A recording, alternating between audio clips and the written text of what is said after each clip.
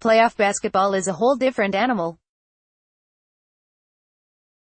The defense gets turned up to another level, as does the intensity and pressure, and teams have a chance to make multiple adjustments as the series progresses.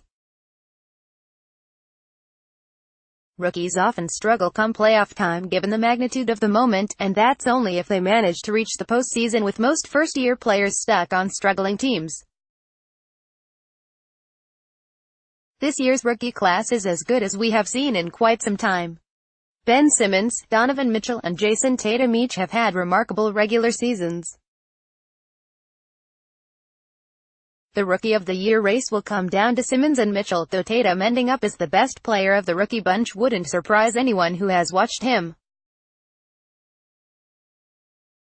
But even the youngsters are judged separately on their playoff performances, and all of the highs and lows that come with the challenges of postseason competition. Let's take a look at how the top three rookies have fared under the bright lights of the NBA playoffs. Donovan Mitchell, Jazz playoff stats: 24.4 points, 5.9 rebounds, 4.2 assists, 42.0 FG%, 31.33 PT%, 16.7 per. A sensational first-round performance by Mitchell had the NBA world buzzing. The Thunder simply had no answer for Mitchell. He was brilliant, averaging 28.5 points per game on 46.2% shooting from the field and 36.4% from three-point range. The second round against the Rockets didn't go quite as smoothly for Mitchell. Mitchell shot just 36.0% from the field and 25.0% from deep while averaging only 19.4 points in the series.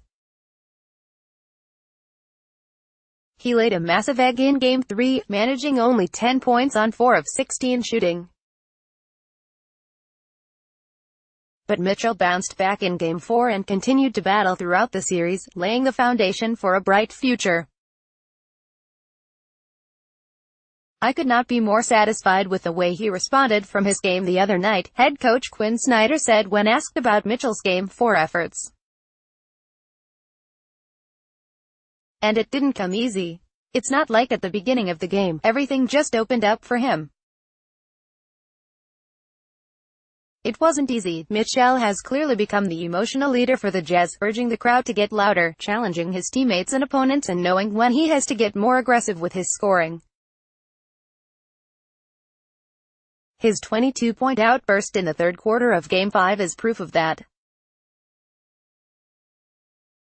Mitchell struggled at times during his first playoff run, but he sure has not been afraid of the moment. Ben Simmons, 76ers playoff stats: 16.1 points, 9.6 rebounds, 7.9 assists, 48.2 FG%, 1.9 steals, 16.6 per. Simmons is getting a dose of humility. Even with the more active Game 4 performance, 19 points, 13 rebounds, 5 assists, the self-proclaimed Rookie of the Year has struggled mightily in the Sixers' second-round series against the Celtics. The best defensive team in the league has exposed the glaring weakness of Simmons' game: he can't shoot. Boston has sagged off of Simmons when he has the ball outside of the paint, but not enough to give him a clear path to the basket. The Celtics are fully aware that he is not looking to shoot, and it has created a lot of problems for Simmons and the Sixers offensively. All year long, Simmons has been able to bully his way into the paint using his 6'10" frame and lightning quickness. By throwing big, physical defenders like Al Horford and Marcus Morris in his way and sending help at the right times, the Celtics have created an invisible fence around the area where Simmons finds most of his scoring opportunities. It has caused him to look disengaged and lacking in confidence at times. Simmons was able to play off the ball in Game 4, as head coach Brett Brown inserted T.J. McConnell into the starting lineup. With McConnell serving as the primary ball handler, the Celtics couldn't focus solely on Simmons as the primary creator. The ball moved with more energy, and the increased touches kept others involved. It could be the change Simmons needs in order to get going offensively. To call Simmons' first postseason a failure would be short-sighted.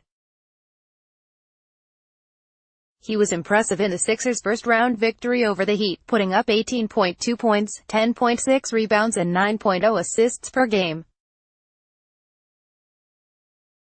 Unfortunately for Simmons, he is going up against the best defense in the league with a coach in Brad Stevens who has figured him out.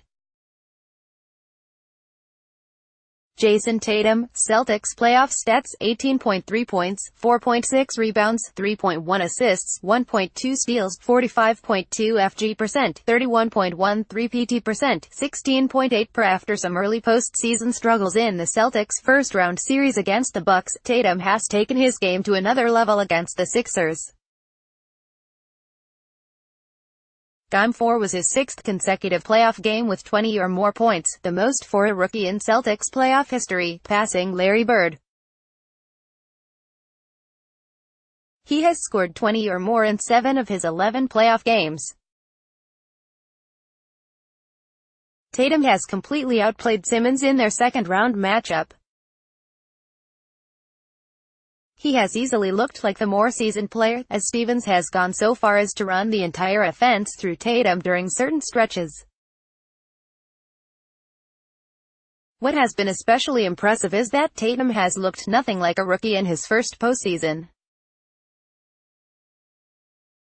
He plays with the poise of a veteran, and he has not fallen in love with the three-point shot. In the Celtics' thrilling Game 3 overtime victory, 7 of his 11 field goals came at the rim, 11 of 17 from the field overall. Could Tatum be the rookie with the most upside? It is beginning to be a legitimate argument.